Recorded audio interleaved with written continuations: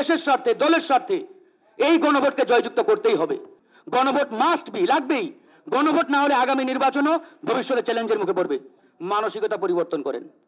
মনে যা বাইরে তা, এই জায়গায় একমত হতে হবে। মনে এক, বাইরে আর এক হবে না। গণভোট নিয়ে ইতিমধ্যে অনেক আলোচনা, অনেক সমালোচনা, অনেকেই এটা নিয়ে অনেক প্রশ্ন করছেন। কিন্তু এটা মনে রাখতে হবে, এই যে আগামী গণভোট, যেটা আগামী 12 তারিখ হতে যাচ্ছে, এই গণভোটটা আসলে আমাদের জন্য কেন জরুরি? এই গণভোট যদি আমরা জয়যুক্ত করতে না পারি, তাহলে কি হতে পারে ভবিষ্যতে? দেখেন, বর্তমান যে অন্তর্বর্তীকালীন সরকার, এই সরকারের এখন পর্যন্ত কোনো প্রাতিষ্ঠানিক লেজিটিমেসি কিন্তু নেই। এই ইন্টারিম সরকারের যে পদ্ধতি, যে নাম, এটা না আছে সংবিধানে, না আছে আইনে, না আছে কোথাও। এটা একটা প্রক্রিয়ার মধ্য দিয়ে আসছে, গণ অভ্যুত্থানের মধ্য দিয়ে, বিপ্লবের মধ্য দিয়ে। এই সরকারকে আপনি যদি প্রাতিষ্ঠানিক লেজিটিমেসি না দিতে পারেন, তাহলে এই সরকারের মাধ্যমে নেওয়া যতগুলো সিদ্ধান্ত, প্রত্যেকটা সিদ্ধান্ত ভবিষ্যতে চ্যালেঞ্জের মুখোমুখি হবে, এমনকি অবৈধ হিসেবেও সাব্যস্ত হতে পারে। এবং এই সরকারের নেওয়া সবচাইতে বড় সিদ্ধান্ত কি? আগামী ত্রয়োদশ জাতীয় সংসদ নির্বাচন।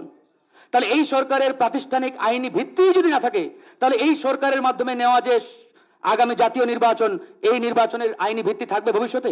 যে কেউ চ্যালেঞ্জ করতে পারে যে সরকারই তো অবৈধ, তাহলে এই অবৈধ সরকারের মাধ্যমে যে নির্বাচন হয়েছে, এই নির্বাচন বৈধ হতে পারে না। সুতরাং এই সরকারকে প্রাতিষ্ঠানিক লেজিটিমেসি দেওয়াটা আমাদের দায়িত্ব, কর্তব্য এবং ফরজে আইনের মতো বলতে পারেন। লাগবেই। যারা বুঝে কিংবা না বুঝে আজকে এই গণভোটের বিরুদ্ধে কিংবা না ভোটের পক্ষে প্রচারণা চালাচ্ছেন, আই ডোন্ট নো আপনারা কতটুকু দূরদৃষ্টি রেখে এই প্রচারণা কিংবা এই ক্যাম্পেইন চালাচ্ছেন। সুতরাং আমাদেরকে ভাবতে হবে ভাই, আমাদের স্বার্থে, দেশের স্বার্থে, দলের স্বার্থে এই গণভোটকে জয়যুক্ত করতেই হবে। রেফারেন্ডাম অনেকবার হয়েছে বাংলাদেশে, 3 বার, 77, 85, 91। 77-এর গণভোটে কি হয়েছে?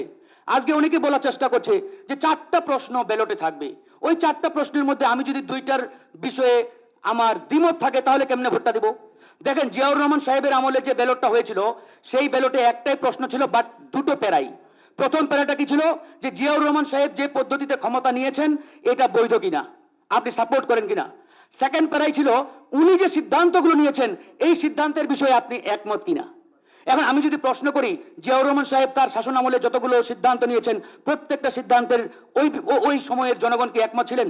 এমন হতে পারে জনগণ কোনো একটা সিদ্ধান্তের বিষয়ে দ্বিমত থাকতে পারেন ওই সময়, তার মানে ওই বিষয়টা কিন্তু সামনে আনে নাই। এবং 19 পয়েন্ট, মানে 19 দফার আলোকে জিয়াউর রহমান সাহেবের আমলে 77-এর গণভোটটা হয়েছিল। সুতরাং এরকম ফেরকা বাড়িয়ে এখন নানা রকম বক্তব্য, নানা রকম ধরেন যে বিতর্ক এনে আমরা যে ধরনের একটা আলোচনা করার চেষ্টা করছি গণভোটকে ইনভ্যালিড করার জন্য, এটা আমাদের জন্য দুঃখজনক। প্লিজ, গণভোট মাস্ট বি, লাগবেই।